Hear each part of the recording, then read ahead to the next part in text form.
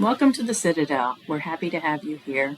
My name is Dr. Tracy Sigler, and I'm the Department Head for Leadership Studies, and want to welcome you to a great adventure and an experience in leadership development. So we are the academic arm of the Leadership Development Program here at the Citadel. You will certainly be living in the leadership lab that is the Corps of Cadets.